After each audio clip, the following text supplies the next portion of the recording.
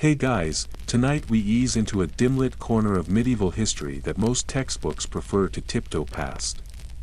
The torchlight flickers on stone walls, there's the smell of tallow smoke, and you've just tucked yourself into bed, only to find we're about to wander through the shadowy corridors of medieval crime. We're talking about the most notorious killers who crept through villages, castles, and forests centuries ago. And yes, before you ask, no, you probably wouldn't survive 5 minutes in their company, unless you had an odd fondness for poison, daggers, or superstitious mobs who could turn against you at the drop of a hat. So, before you get comfortable, take a moment to like the video and subscribe. But only if you genuinely enjoy what I do here.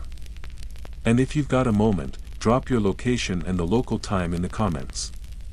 I always love to see where and when people are listening. Now, dim the lights, maybe turn on a fan for that soft background hum, and let's ease into tonight's journey together. You shuffle along a rutted medieval road, muddy from yesterday's rain, and hear bells tolling in the distance.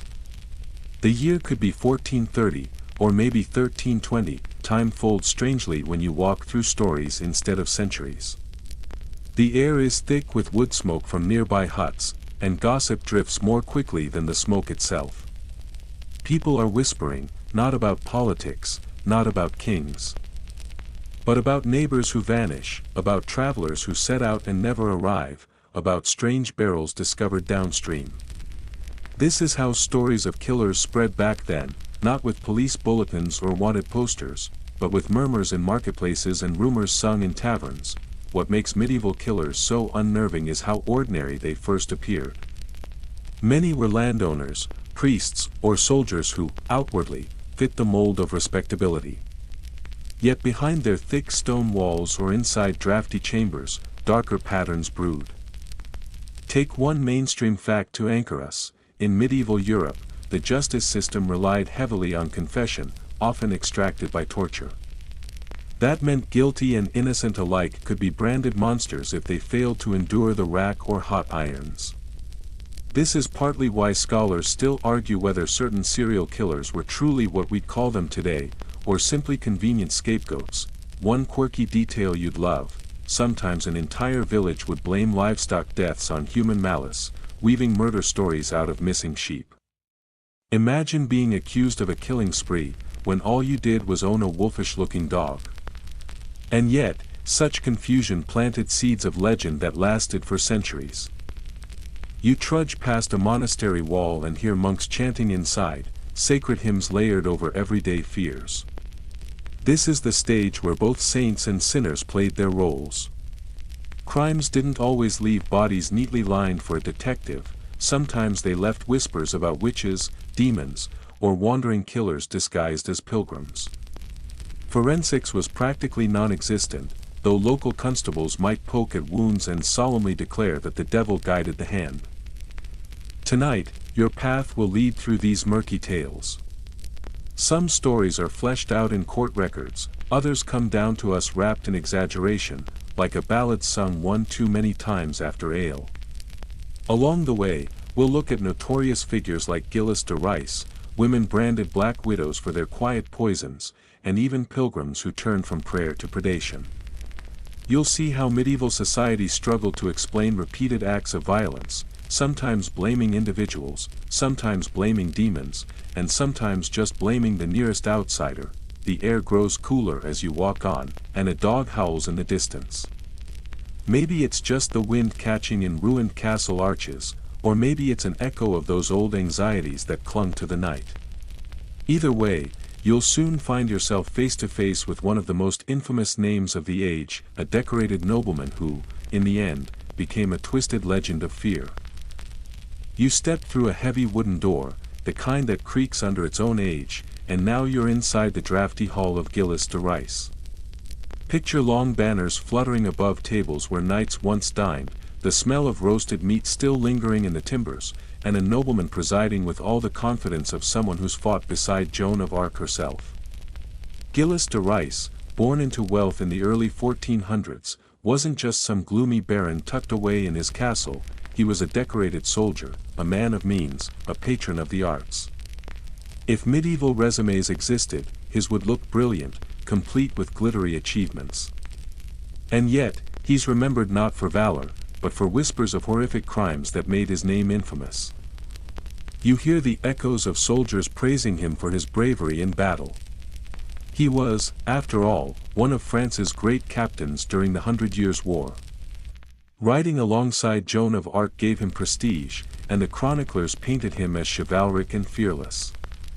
But when the wars slowed down, Gillis turned inward, lavish pageants, theatrical productions, strange experiments in alchemy, and extravagant spending that drained his fortune. It's in this slide from battlefield hero to eccentric noble that the shadows began creeping closer. The mainstream fact here is simple: Gillis de Rais was arrested in 1440 on charges that included murder, sodomy, and heresy. The trial records claim he confessed to killing dozens, perhaps hundreds, of children, lured to his castles under pretense of service or charity. He was executed by hanging and burning that same year. On the surface, he fits the model of a medieval serial killer. But here's where things twist. Historians still argue whether Gillis de Rais was truly guilty of such monstrous crimes, or whether the charges were exaggerated, or even fabricated, to strip him of wealth and power. Some scholars say his confession was a product of torture, while others believe there was substance behind the testimony of servants and townsfolk. If you want a debate that can keep historians grumbling into their wine, bring up Gillis de Rais, a quirky tidbit to lighten the shadows. Gillis was so devoted to theater that he once staged elaborate plays with hundreds of costumed actors, feeding both performers and audiences with endless banquets. Imagine a medieval noble spending his fortune on what was basically a traveling Broadway show, except with fewer catchy tunes and more roasted boars. His love for pageantry was genuine, and his castles doubled as performance halls. That detail doesn't exactly align with the grim monster image. Which is partly why the debate remains so unsettled. You walk slowly across the stone floor, imagining the trial scene in Nantes. The crowd pressing close, gossip running wild, bishops and nobles leaning in as a once proud knight stood in chains. Public trials in that age were as much theater as justice. Confession was considered the gold standard of truth, but everyone knew it was often pried out by pain. Gillis's statements, full of lurid details, were recorded carefully, and yet, could have been embellished by scribes or molded by his interrogators. The villagers who testified spoke of missing boys, of strange lights in the castle at night, of hushed movements and rumors that children sent for errands never returned. Whether they were describing real disappearances or feeding into hysteria, we can't fully know. And that's the uneasy part. Did Gillis de Rais commit serial atrocities, or did his enemies craft the perfect villain out of his eccentricities and debts? As you stand in his echoing hall, the dual image presses on you. On one side, the knight in gleaming armor, rallying soldiers under Joan's banner. On the other, the disgraced lord, condemned as one of history's first serial killers. It's tempting to see the two as completely separate men, but history suggests they may have been one and the same. Your steps carry you toward a narrow window slit, looking out over misty fields. Somewhere out there, peasants once whispered the stories that grew into legend. To them, it didn't matter whether every rumor was true. The combination of missing children, a decadent lord, and a confessional record was enough to cement their fear. And fear, in the medieval imagination, had a way of becoming fact. The wind whistles through the arrow slits, as though the castle itself is sighing under centuries of suspicion. You lean against the cold stone, thinking of how power can curdle into paranoia, and how reputations can unravel into myth. Whether Gillis de Rais was a bloodthirsty monster or the victim of political and financial ruin, his story became one of medieval Europe's most haunting tales, and as you leave his castle behind, trudging back down the muddy road, you can still feel the weight of that unanswered question pressing in. Were you walking through the remnants of a real killer's lair, or just through the ruins of a man crushed by history's cruel narrative? You wander away from castles and battlefields now, your boots squelching through damp fields that smell faintly of herbs and manure. The sun is setting, and a crooked little cottage squats at the edge of a village, its thatch roof sagging under the weight of moss. This is not the lair of a knight or noble, but of someone far quieter, someone with a stash of powders tucked in wooden boxes, someone who smiles politely as neighbors sip from a goblet of wine they've ever so gently improved. Tonight you're brushing against the world of medieval poisoners, the women often branded as black widows. Inside the cottage, the air smells of sage and rosemary, but also of dried roots whose names you probably wouldn't recognize. Hemlock, wolfsbane, henbane, plants that grew innocently enough in forests or gardens, but when ground fine and slipped into stew, they could turn a husband's last supper into his final one. It wasn't that women in the Middle Ages had some secret conspiracy to knock off their spouses en masse. But when society stripped you of property rights and made your survival depend on who you married, poisons could become an equalizer, the mainstream fact to hold on to here. Many medieval courts, especially in Italy and France, recorded cases of women accused of poisoning family members to gain inheritances or free themselves from abusive households. The records are uneven, sometimes very detailed. Sometimes just a line or two, but enough remain that historians can trace a pattern of serial poisonings where multiple family deaths looked a little too convenient. One quirky tidbit that edges almost into the absurd: in Renaissance Italy, a famous recipe called aqua tofana supposedly circulated, a clear, tasteless poison said to be so subtle it killed slowly over days. Later folklore claimed widows and unhappy wives could buy it disguised in bottles labeled cosmetics or holy water. Whether that exact recipe existed in the 14th and 15th centuries or was just embroidered later, the very idea shows how much poison became linked to women's secret power. Imagine Sephora, but instead of foundation, you're picking up a discreet vial of husband solution. But were these women serial killers in the modern sense? Historians still argue whether some were systematic predators or whether a few convenient deaths ballooned into scandalous legend. After all, medical knowledge back then was shaky. A stomachache from spoiled meat could easily look like deliberate poisoning. And once gossip branded someone as a black widow, every natural death around her became suspicious. Step into the village square with me for a moment. A husband collapses after dinner. The neighbors mutter. The widow doesn't wail loudly enough at the funeral. The local priest mentions that she dabbles too much with herbs. Suddenly, her name travels through town with a hiss. By the time she's dragged before a magistrate, every cough in her household is counted against her. You can almost picture the interrogation, torches hissing, the scratch of quills, men demanding to know where she got her powders. Confession might be squeezed out under duress, and from there, the tale snowballs. In some cases, multiple widows were accused together, creating the sense of networks of killers. Though modern historians suspect these were more like waves of moral panic, and yet, patterns of repeat deaths in some households hint that not all was innocent. It's this murkiness that makes the stories so sticky. Was that grieving woman a predator cloaked in black veils? Or was she a scapegoat for the village's misfortunes? Your path now leads past the herb garden again, the plants swaying slightly in the cool night breeze. Hemlock leaves glisten with dew, and for just a second, you wonder how many lives ended because someone knew exactly how to harvest them. The villagers didn't need to see daggers or blood to believe in a killer. A cup of spiced wine was enough. You keep walking, feeling the crunch of gravel underfoot, and the cottage door creaks shut behind you. Somewhere inside, powders lie waiting in jars, innocent in appearance yet heavy with reputation. And with each step you take, you realize the terror of medieval times wasn't only about men with swords, it was about the silent killers whose crimes may have been no more than whispers carried on the village wind. You leave the quiet cottage of herbs behind and find yourself once more on the road, that long vein of mud and dust that carried so much of medieval life. Roads in this age weren't just paths, they were stages. Traders rattled carts over them, monks trudged in silence, and pilgrims, hundreds of them, moved in steady lines toward shrines glowing with promises of relics and miracles. And where there were pilgrims, there were predators.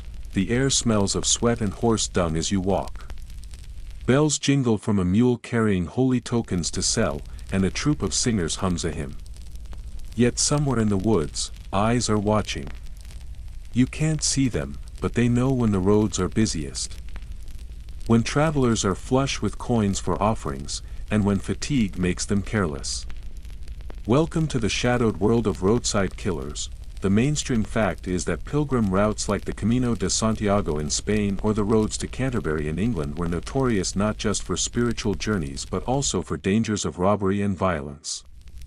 Chroniclers noted repeat attacks in certain wooded stretches, suggesting the same groups, or even the same individuals, struck again and again, carving out reputations as serial predators of the highways. Picture it, a band of 2 or 3 lying low until twilight. A weary pilgrim lags behind. A dagger glints. Sometimes the victim vanished into the brush, never to be seen again. Other times, the corpse was discovered stripped of its pouch, leaving locals to mutter about the same fiends haunting that bend in the road. It wasn't CSI-level detective work, but medieval folk recognized patterns when enough bodies turned up. Here's the quirky tidbit. Some killers actually disguised themselves as fellow pilgrims. They'd wear the scalloped shell badge of Santiago or the cross of Jerusalem, blending into the procession until they picked their target.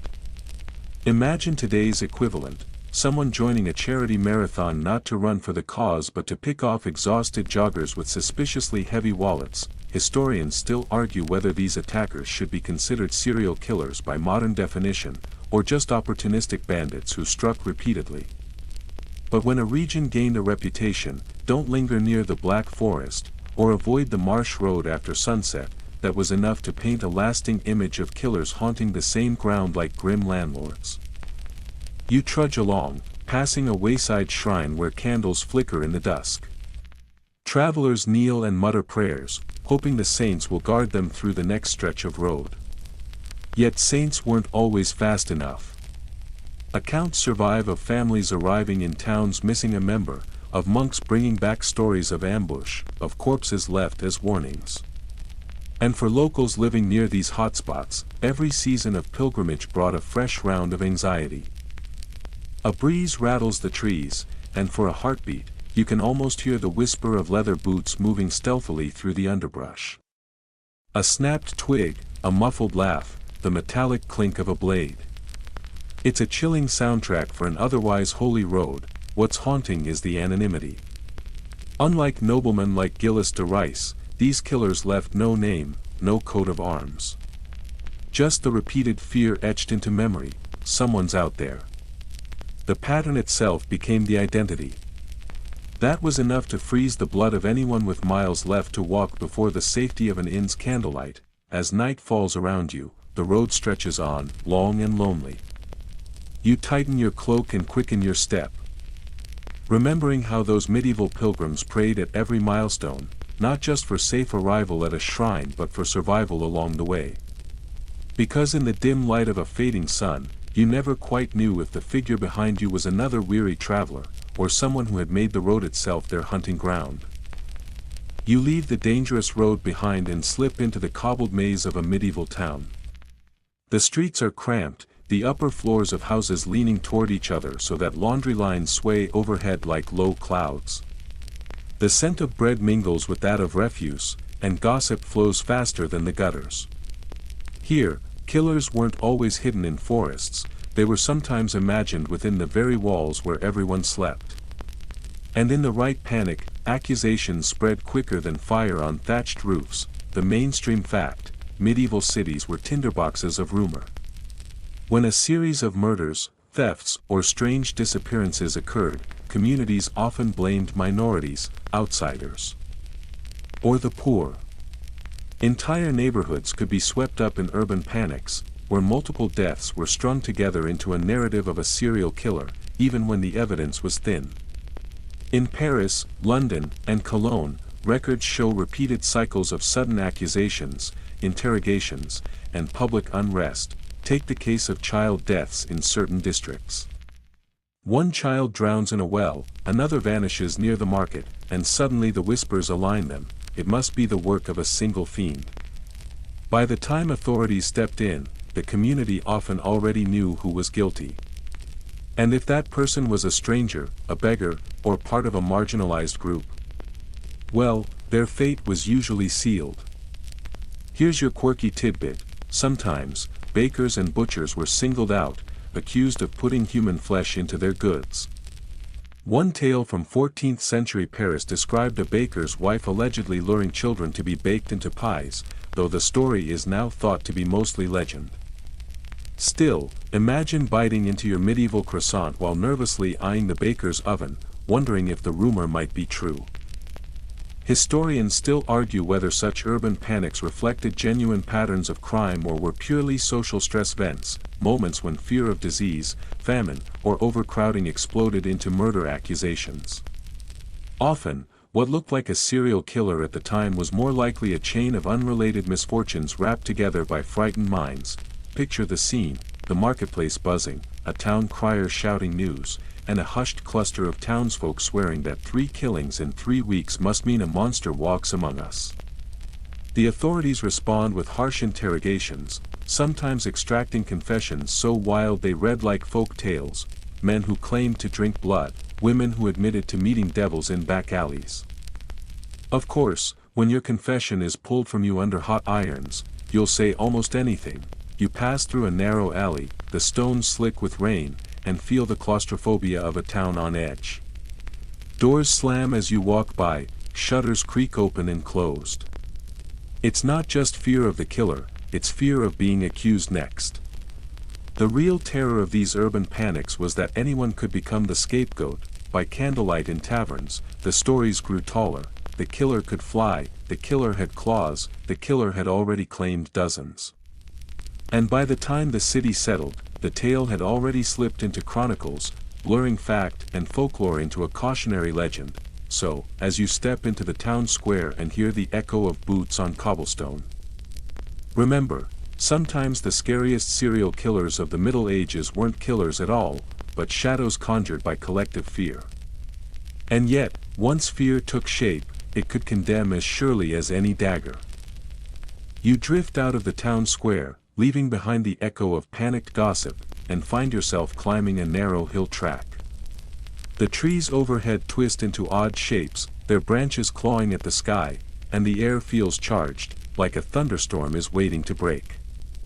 This is where tales of killers turn supernatural, where medieval minds didn't stop at daggers and poisons but reached for werewolves, witches, and the devil's hand to explain repeated murders. The mainstream fact: Europe in the late Middle Ages saw a rise in trials where suspected killers were accused not only of murder but of shape-shifting or witchcraft. In France and Germany especially, records describe trials of supposed werewolves who confessed to slaying children or travelers while in lupin form. Historians note that these cases combined fear of crime with fear of the supernatural, making the accused into both criminals and monsters. Picture the trial of Gilles Garnier in 1573 in Dole, France, technically a little after the medieval cutoff but still within that mindset. He was a hermit accused of being a werewolf who killed and ate children. Testimonies painted him as a beast prowling the woods, though in reality, whether he was a starving recluse, a misunderstood outsider, or a genuine murderer remains debated. His trial ended in execution, but his story lingers as an eerie example of how serial killings could be reframed as supernatural predation. Here's a quirky tidbit that almost sounds like a Halloween joke: some accused werewolves claim to have received their wolf pelts from the devil himself. Like a creepy medieval version of a gift bag. Supposedly, by putting on the enchanted skin, they could prowl by night. Whether anyone actually believed in literal pelts or whether it was just desperate prisoners parroting expectations under torture is one of those murky spots historians still scratch their heads over. The courtroom was as much theater as judgment. Imagine villagers crammed inside, candles dripping wax, priests warning of Satan's grip, and the accused trembling under accusations that blended blood and black magic. Every missing child, every mauled sheep, every unexplained death in the region got woven into the narrative. A pattern of killings became proof of witchcraft. You walk further up the track and see a clearing where a witch trial once unfolded. People believed women, and sometimes men, made pacts with the devil to commit repeated acts of harm. If a cluster of deaths or illnesses occurred, suspicion often fell on the same unlucky soul. The logic was circular: if the pattern repeated, it had to be supernatural. If it was supernatural, someone must be to blame. The debate among modern scholars is whether these so-called werewolf killers were mentally ill loners who confessed to monstrous acts they never committed, or whether some really did murder repeatedly and then cloaked their actions in the supernatural framework of the time. The line between madness, crime, and mythology was paper thin. You sit for a moment on a mossy stone at the forest's edge, hearing the wind whistle through the trees. Imagine being a peasant child walking home at dusk, your imagination fed by tales of hairy monsters lurking near the stream. Every howl of a wolf became proof, every shadow on the path a reminder that someone, or something, was hunting.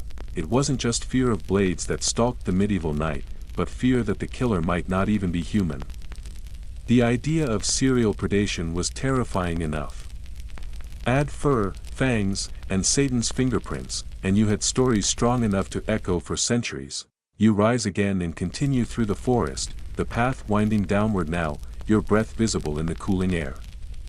Behind you, the hills keep their secrets, and somewhere in those legends, werewolves and witches still prowl in the minds of anyone listening too closely to the night. The forest path thins until you stumble upon high stone walls rising from the mist. Bells toll faintly, and the smell of incense leaks through narrow windows. You've arrived at a monastery, a place you'd expect to be free from worldly violence. Cloistered life was meant for prayer, fasting, and illuminated manuscripts, not for bloodshed.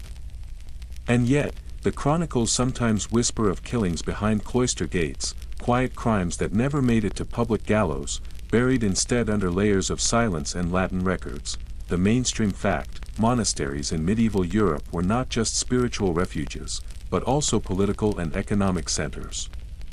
They held lands, collected tithes, and wielded influence.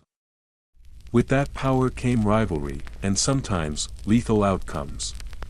Cases survive of abbots mysteriously dying in disputes over leadership, or brothers vanishing after internal quarrels. While we might not have long lists of serial murders in cloisters, patterns of suspicious deaths suggest that repetition existed even in holy spaces. As you slip into the cloister, the sound of chanting monks echoes. Their voices are solemn, but you can almost feel tension beneath the harmony. Rivalries could simmer for years. One friar resents another's rise in rank. A scribe's sharp tongue angers his superior. In an age where most disputes ended with accusations of heresy or witchcraft, a monastery had its own subtler weaponry: poison slipped into ale. Suffocation under the guise of illness, a convenient disappearance during midnight vigils. Here's a quirky tidbit: some monasteries brewed their own beer, strong stuff often safer to drink than the water. That meant, ironically, that the communal jug could also be the perfect delivery system for poison. Picture a monk solemnly raising a mug while side-eyeing his brothers, wondering if tonight's brew carried more than barley and hops.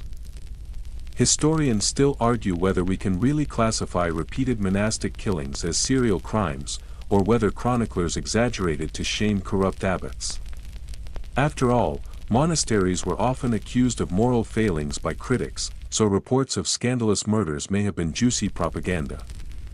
Yet the recurrence of suspicious illnesses in the same cloisters hints that some patterns were very real. The cloister garden is fragrant with lavender and rosemary, but as you walk past the apothecary's shed, the scent shifts to bitter herbs. Monks were skilled in medicine, which meant they knew exactly which plants could heal, and which could harm. A novice who opposed the wrong superior might find himself ailing mysteriously. His fever explained away as God's will. You tread softly past the chapter house, its benches cold and empty now. In the past, they would have been crowded with monks listening to accusations, deciding punishments. Yet not all crimes ever left this hall. Cloisters had a way of sealing their secrets. A murdered monk could be quietly buried in the abbey graveyard with the words taken suddenly by the Lord carved on his stone, and no one beyond the walls would ever know. The debate continues: were monasteries quietly breeding grounds for serial killers cloaked in habits, Or did a few rare crimes balloon into legends whispered by outsiders eager to see corruption in holy places? Either way, the idea unsettled medieval people as much as it unsettles you now, that sanctity could mask cruelty, and killers might chant psalms even as they plotted. You pause in the cloister walk, staring at the flickering candlelight spilling through a chapel window. The chants fade, replaced by silence so deep it makes your skin prickle. Perhaps the real fear here isn't that violence lurked in monasteries, but that it was carefully hidden, leaving only faint ripples in history, too subtle to prove, too chilling to dismiss. With a final glance at the looming abbey tower, you turn back toward the road, carrying the uneasy sense that even sacred walls could not keep darkness out. You leave the monastery behind, the bells fading into the mist, and soon the path bends toward a wide clearing where wagons once rolled, creaking under their loads. You're standing on the bones of a medieval trade route, a lifeline that carried not only goods but also people, ideas, and sometimes, bodies. Merchants, pilgrims, mercenaries, and beggars all crowded these same rutted roads. And tucked between their stories are unsettling accounts of roadside killers who haunted travelers long before modern highway patrols existed. The mainstream fact: medieval Europe's roads were notoriously unsafe. With no standing police force and only local lords' men-at-arms providing occasional patrols. Long-distance journeys left travelers vulnerable. Bands of robbers often struck isolated wagons, but scattered among them were individuals whose killings stretched beyond theft, patterns of violence that echo what we'd call serial behavior today. Imagine trudging along the muddy road at dusk, the woods thick on either side. A stranger approaches, offering a share of his campfire stew. Travelers relied on one another for survival, but that trust could be exploited. In chronicles, there are whispers of hospitality murders, where lone wanderers gained a victim's confidence before striking. The belongings stolen were modest, suggesting that greed wasn't the only motive. Some chroniclers even claimed demons prowled the roads in human form, tricking travelers into a fatal embrace. Here's a curious tidbit: the English word highwayman dates to a later era, but the medieval forerunners were feared enough to earn special prayers for protection. Pilgrim guides to Santiago de Compostela, for example, warned readers of bad men on certain stretches of road and recommended traveling in large groups. But some deaths weren't so easily explained away as robbery. Corpses were occasionally found stripped not just of goods but of dignity, marked with strange wounds or ritualistic signs. Historians tread carefully here. Was this truly the work of a proto-serial killer, or were such stories exaggerated to frighten pilgrims into hiring guides and escorts? Either way, the pattern is chilling: clusters of victims in the same regions, often killed in strikingly similar ways. One stretch of road near Cologne gained infamy for such cases, where travelers vanished and their remains later surfaced in ditches. You press forward down the phantom road, hearing the creak of invisible wagon wheels. Inns were supposed to be safe havens, but even they were not immune. Innkeepers in some tales drugged or strangled their guests, dragging bodies out back to bury them in shallow graves. The promise of shelter could become a death trap. This motif appears so often in folklore, like the legend of Mauprat in France or the later stories of murderous landlords, that historians suspect a kernel of truth. A particularly eerie example is the legend of the Spessart Inn in Germany, where travelers were said to vanish one after another, lured by friendly hosts. No trial record survived to confirm it, but the tale endured in ballads and plays, a cultural memory of roadside dread. Walking onward, you can almost picture how the fear shaped travel habits. Pilgrims clutched their staffs tighter. Merchants hired guards. Some wealthy travelers even made bequests in their wills before setting out, fully expecting that the road itself might claim them. In an age when murder investigations rarely crossed jurisdictions, a string of killings in distant villages could go unnoticed as connected. What looked like isolated tragedies might have, in truth, been the work of one roaming hand. The night deepens as you reach a crossroads. A wooden post leans here, once used to display the bodies of captured criminals as warnings. Ravens perch silently, as if waiting for you to look up. In the dim light you wonder, how many killers pass through these roads unrecognized, their names lost to history, their deeds only faintly preserved in warnings scribbled in pilgrimage guides or whispered in village taverns. The unsettling thought lingers, perhaps medieval roads were not just dangerous, but hunting grounds for predators whose faces were never known, whose shadows stretch across the centuries to you now. The crossroads fades into fields that stretch on endlessly, and as you walk, the sky above seems to lower, heavy with clouds. Somewhere in the distance, you hear a bell toll, but it isn't a church, it's a ship's bell. You realize you've wandered toward the coast, where salt air clings to your throat and gulls cry overhead. Here the killers aren't lurking in monasteries or forests, but on the waters and in the tide-washed alleys of medieval port towns. The mainstream fact is this: ports were buzzing hives of trade, money, and strangers. London, Lubeck, Venice, Marseille, each brimmed with sailors, merchants, and pilgrims moving between continents. And where there's constant movement, there's opportunity for crime. Maritime law was fragile, and jurisdiction ended the moment you stepped onto a ship. That lack of oversight made some sailors into predators, their deeds vanishing as easily as footprints in wet sand. Take the tale of a Venetian captain whispered about in 14th century chronicles. He promised safe passage for pilgrims bound to the Holy Land, only to toss them overboard mid-voyage after stripping them of valuables.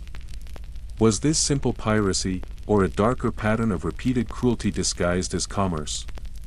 Historians still argue whether the man was a lone sadist or part of a wider network of killers for profit, and then there's a quirky tidbit: sailors sometimes blamed sea monsters for passengers' disappearances. Giant fish, krakens, mermaids with appetites, they made useful scapegoats. Imagine being the crew member who says, "Oh no, the sea serpent ate him," while discreetly hiding a bloody knife. It's a medieval version of the dog ate my homework, except with slightly higher stakes. In port towns, the killers weren't always at sea.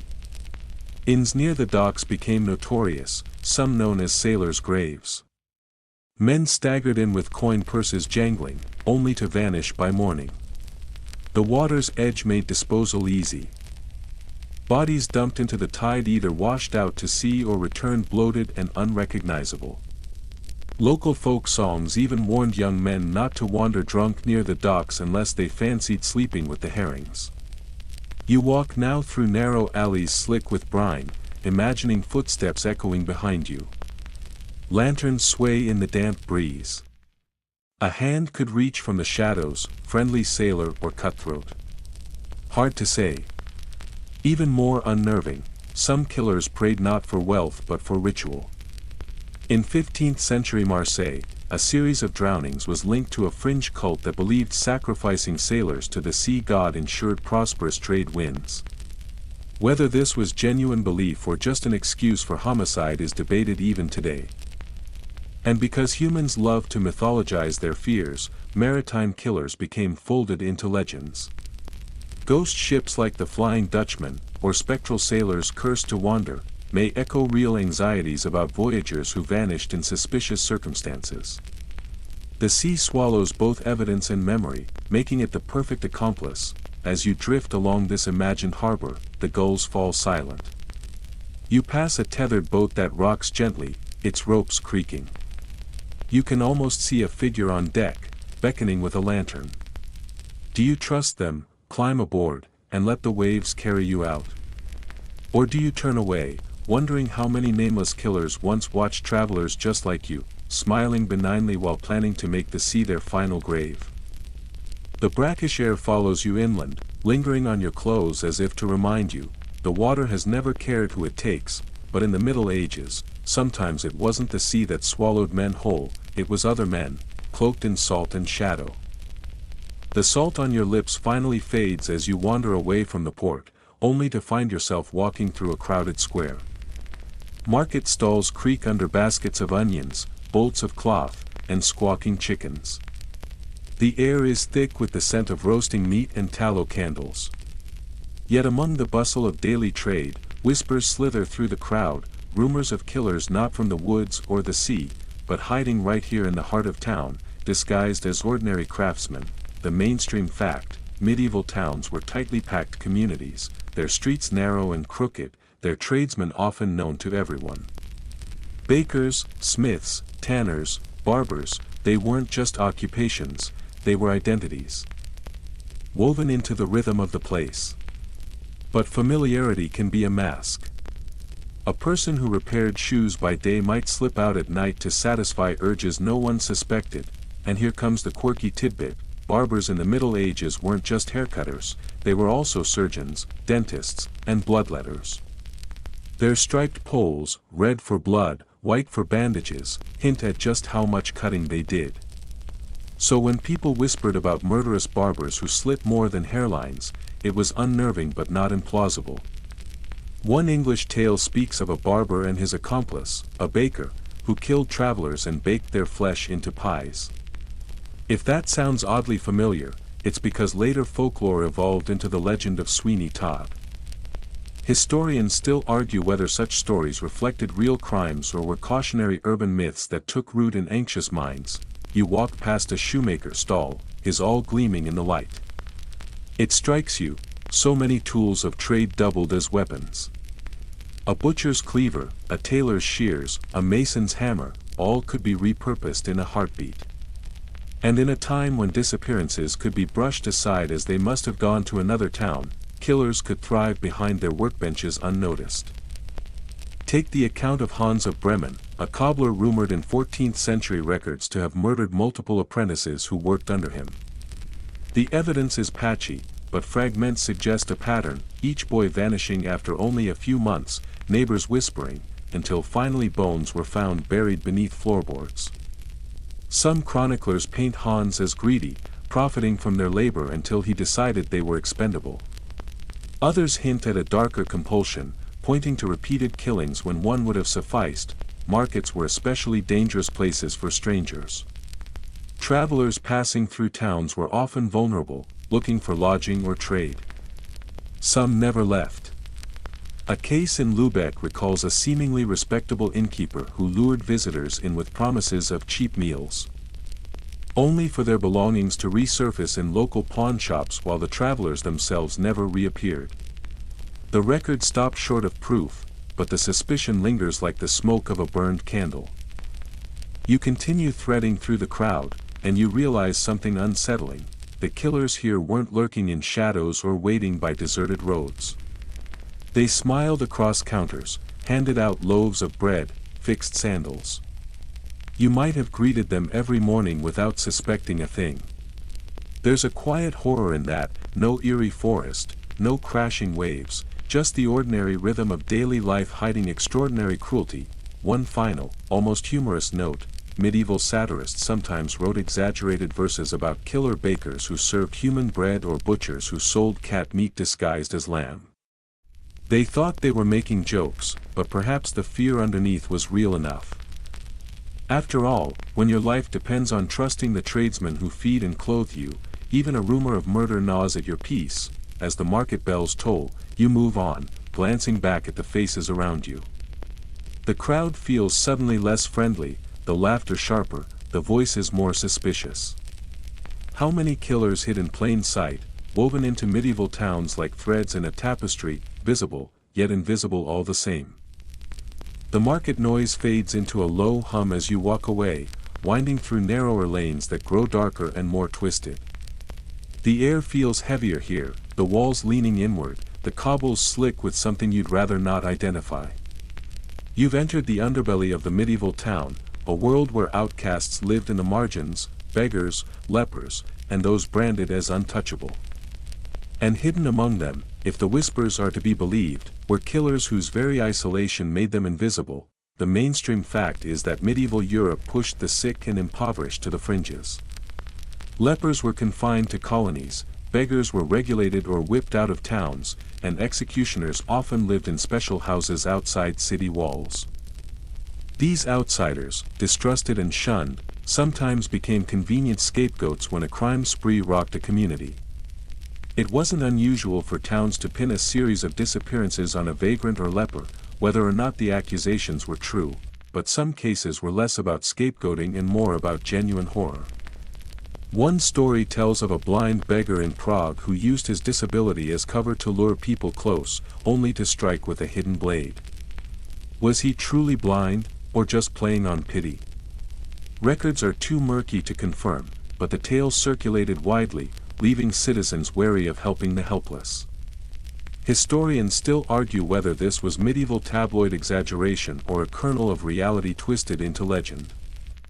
Here's the quirky tidbit. Some leper colonies were rumored to run secret bone trades, digging up graves to sell remains for profit. That might sound grim, but bones had value in medicine, magic, and relic markets. Did these practices ever spill over into murder for fresh material? It's impossible to know, but the rumors made the colonies seem sinister enough to inspire fear in nearby towns. You tread deeper into the alley, where shadows cling to the corners. Imagine being a poor woman in the 14th century, washing rags in a bucket, only to notice one of your neighbors never returns from begging. A week later, another disappears. No one bothers to investigate too deeply because the missing are poor, nameless, and expendable. If someone were killing them systematically, who would keep track? The authorities barely counted their lives to begin with, and then there were the executioners, ironically, one of the most dangerous professions. Their job required them to kill by law, but some are rumored to have taken their work home, indulging in violence beyond the scaffold. In Nuremberg, one executioner was whispered to have practiced on stray animals and even townsfolk unlucky enough to cross his path after dark. Was this slander meant to keep executioners isolated? Or did some truly blur the line between duty and compulsion? The unsettling part of these stories is how plausible they feel. In a society where marginalized people were both invisible and feared, killers could thrive unnoticed. A beggar might vanish, and no one would care enough to connect the dots. A leper might die suddenly, and everyone would shrug, it was expected. That invisibility gave potential predators a terrifying kind of camouflage. As you pass the last twisted lane, a faint wind carries the smell of tallow smoke and damp rags. You picture the faces of those who lived here, worn and weary, always on the edge of survival. And then you imagine someone among them watching you, their hunger not for bread or alms but for the act of killing itself. It sends a chill down your spine. The street finally opens up into moonlight, but you can't shake the feeling that the outcasts you just left behind still linger in the dark, waiting, unseen, forever part of the town yet never truly noticed. You step out of the shadowy quarter of beggars and lepers, only to find yourself drifting toward the faint smell of hay and dung. The cobblestones give way to packed earth, and soon you're standing among pens and troughs, with the quiet lowing of cows and the snorts of horses in the air. The medieval countryside wasn't just dotted with peasants tilling fields, it was also full of travelers passing through farms, barns, and isolated manors. And sometimes, it was the farmhands and herdsmen themselves who were whispered to harbor murderous streaks. The mainstream fact: agricultural work dominated medieval life. Nearly 80% of the population lived in rural areas, working as farmers, shepherds, or stable hands. These people lived close to the land and even closer to their animals. But records occasionally tell of livestock caretakers who became predators of humans as well. A lonely shepherd in the hills could lure travelers off the road with offers of shelter, or simply make them vanish. A strange, quirky tidbit pops up in folklore. Some shepherds were accused of making pacts with wolves, feeding them human flesh to keep flocks safe. It sounds absurd, but the story surfaces in multiple regions, from the Pyrenees to the Carpathians.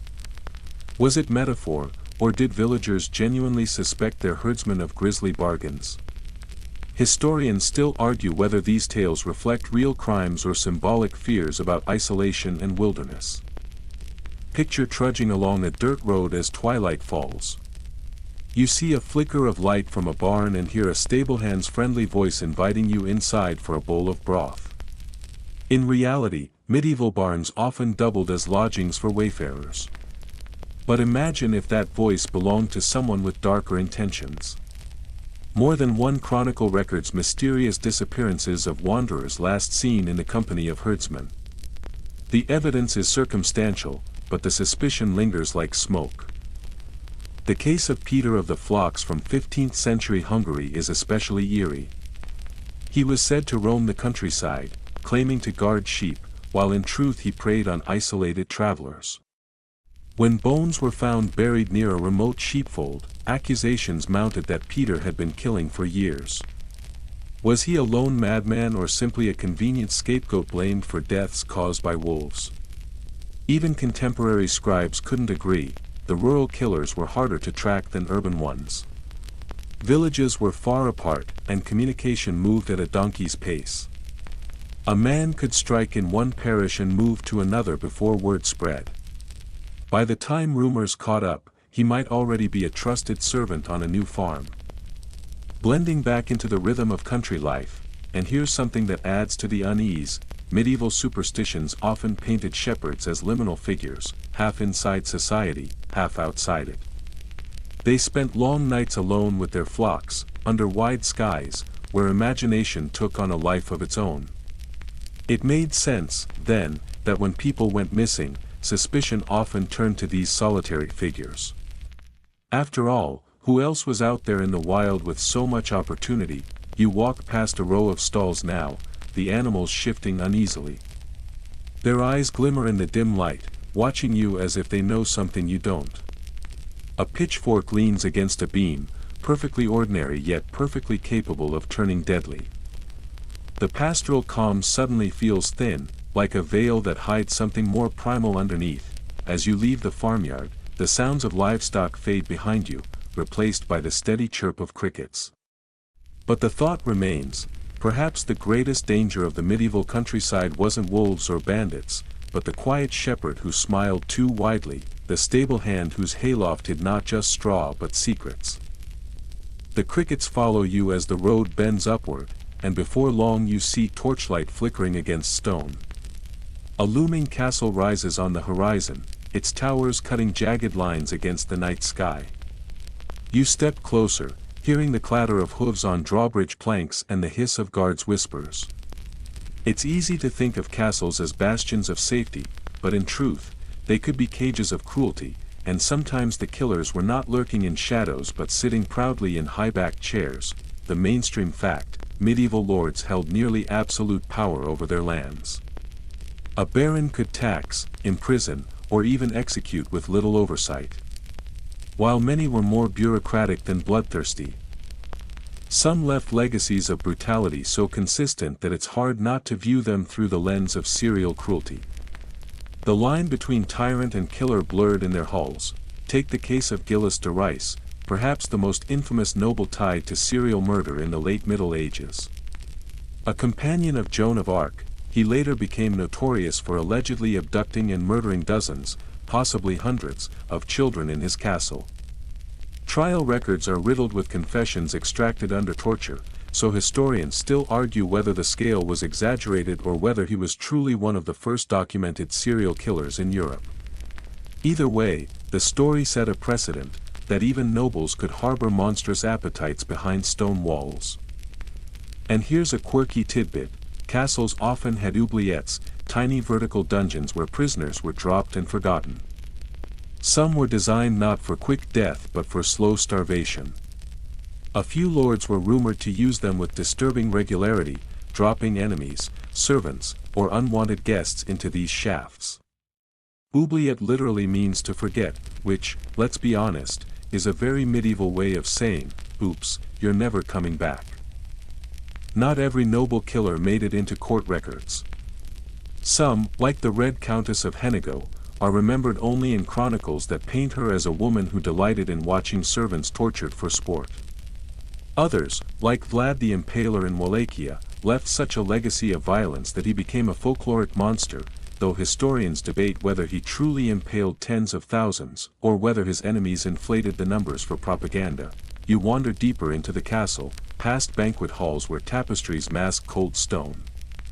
Picture feasts where wine flowed, troubadours sang, and just beyond the torchlight, someone's screams echoed from a chamber below. Servants likely knew more than they dared to say. Imagine being a scullery boy scrubbing dishes while hearing thuds and cries in the night, powerless to question the lord who ruled both your wages and your fate. The unsettling part is how ordinary cruelty could be dressed up as justice. A tyrant who repeatedly executed rivals without fair trial, was he a political strategist or simply a man indulging a killing compulsion under the guise of authority? Historians struggle to categorize such figures.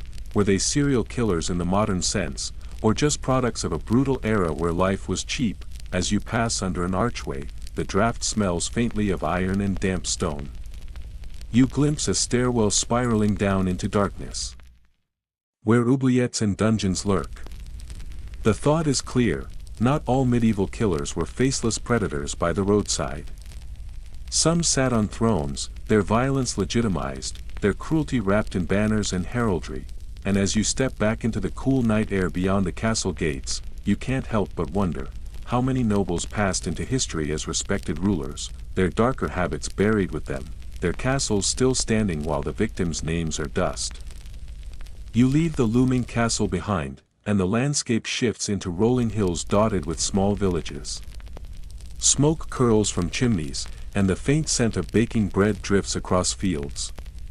This is a different kind of medieval danger, killers not tied to forests, roads, or castles, but moving quietly within households, often blending seamlessly into family life. Domestic serial killers, as modern historians sometimes call them, preyed on proximity, familiarity, and trust. The mainstream fact: domestic homicide was a real concern in medieval Europe. Households were close quarters, often spanning multiple generations under one roof. Disputes over inheritance, jealousy, or personal vendettas could turn deadly.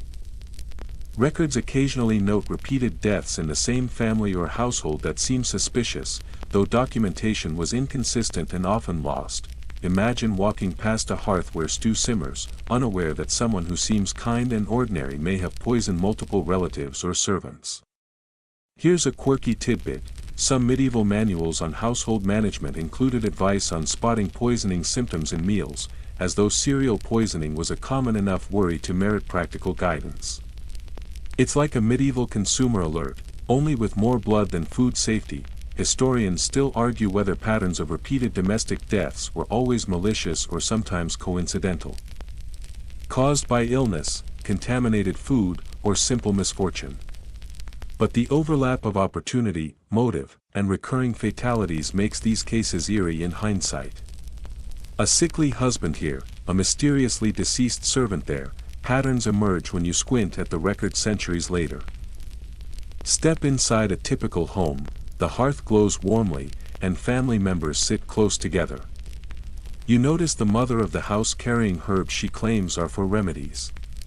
You wonder, do these same herbs have another purpose? Were her children safe tonight, or would she be the source of yet another tragedy? Even in the safest seeming homes, fear could lurk silently. Some infamous cases echo through folklore. In France, a woman nicknamed La Voisin allegedly poisoned dozens during the reign of Louis XIV, though she leaned more toward business-like opportunism than murderous obsession.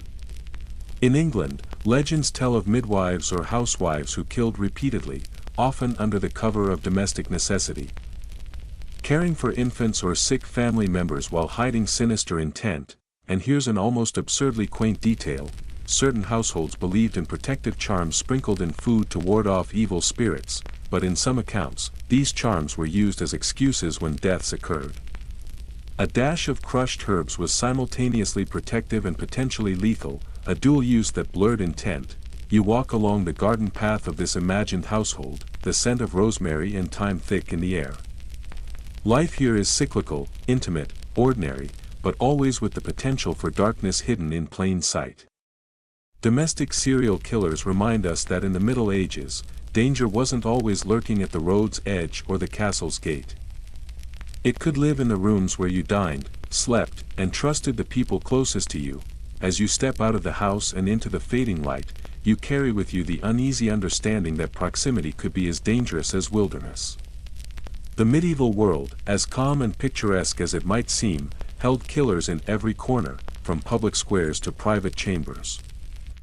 The villages recede behind you as you follow a winding path into a quiet valley, the late afternoon sun dipping behind hills and casting long, sleepy shadows.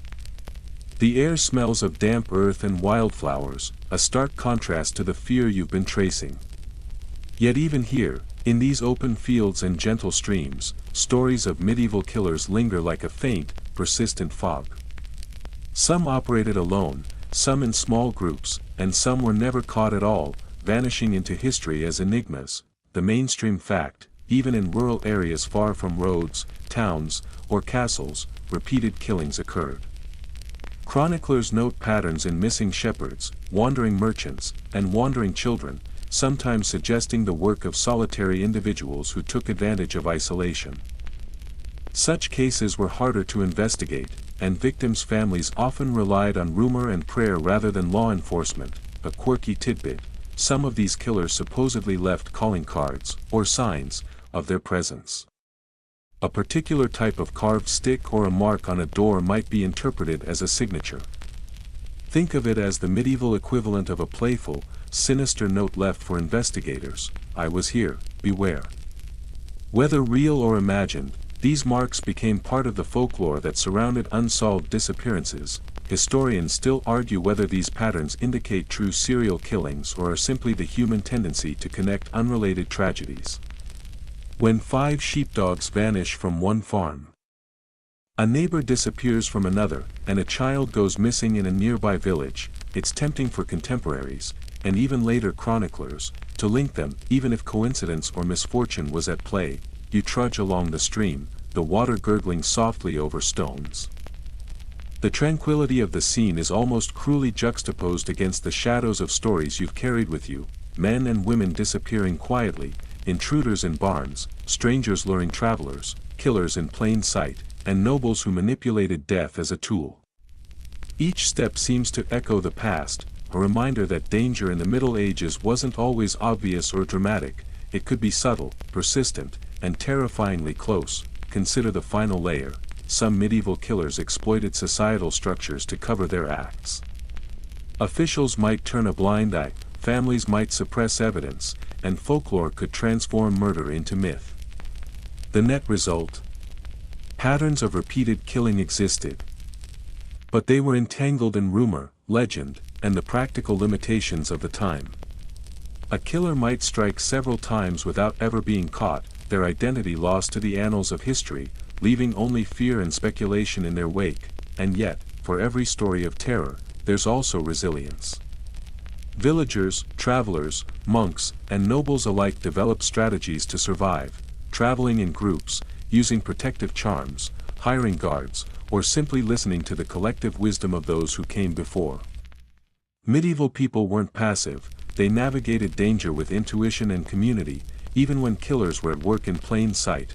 As night falls, the valley stretches open before you. The forest edges darken, the hills become silhouettes, and the soft chorus of crickets fills the air. You pause, imagining all the lives that intersected with killers in this long-vanished world, and marvel at the persistence of fear, curiosity, and human ingenuity.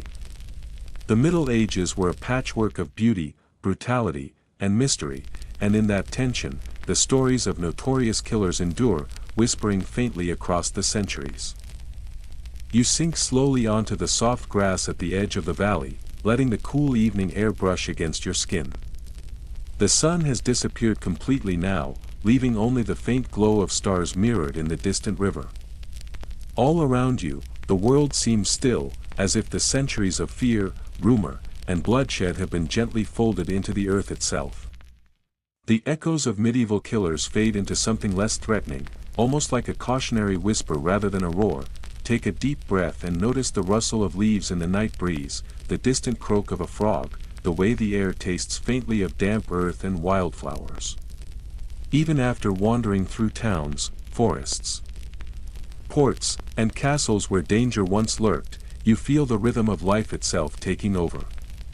People in the Middle Ages survived, adapted, and sometimes even thrived despite the shadows that chased them. That resilience is the quiet heartbeat beneath all the stories of horror, the part that endures.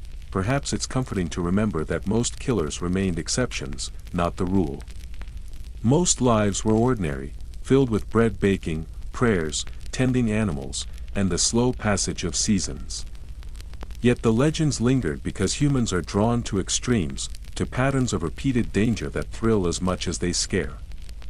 And in that way, the stories themselves become a bridge to the past, reminding you that fear is as timeless as curiosity. Your eyelids grow heavy. You imagine the soft hum of a fan, a blanket pulled close, the warmth of your own bed as the night deepens.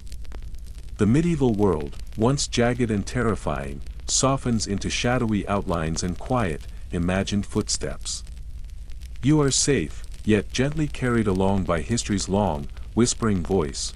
Let the tension ebb from your body, your thoughts slowing, your mind tracing the faint echoes of alleys, forests, and valleys without letting them grip you. Soon, the only sounds are the gentle rhythm of your own breathing, the lingering memory of stories that are thrilling yet comfortably distant. Now, drift, let the medieval world recede, let the echoes fade, and feel the weight of sleep settle around you. The shadows are harmless here, and you are simply a traveler resting, carried forward by time and story alike.